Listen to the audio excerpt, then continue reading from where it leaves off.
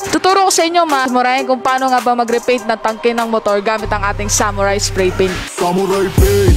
Ito ang lumang pintura ng tangke ng motor, makalawang na rin. Gumamit tayo dito ng liha na 150 grit in wet sanding para mas mabilis ang pagtanggal ng lumang pintura at para na rin matanggal ang namuong kalawang dito sa ating tangke ng motor. I-activate ang mga 2K series bago ito gamitin. Ilagay ang red button sa flat surface bago ito i-activate. Kapag nag-up and down ang red button, tama ang pag-activate. I-shake ito ng 2 minutes bago i-spray. Kasi sobrang lupit kahit gumana 2K04 Surfacer Gray primer na gagamitin para mas kumapit at mapigilan rin ang pag-crack ng pintura. At 4 hours lang pwede gamitin kapag ito ay na-activate na. Drying time naman ay 1 to 2 hours.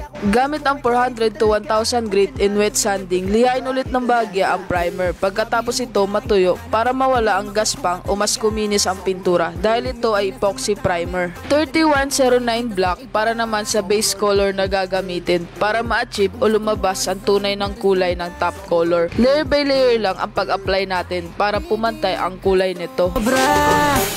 Oo, walang halong buo. Sa top color naman, gumamit ng T901 3D Chameleon. Ito ang top color ng tangke. Layer by layer pa rin ang pag-apply para maiwasan na rin ang saging o pagtulo ng pintura. Tapos madali pa to na gamitin sa kotse o sa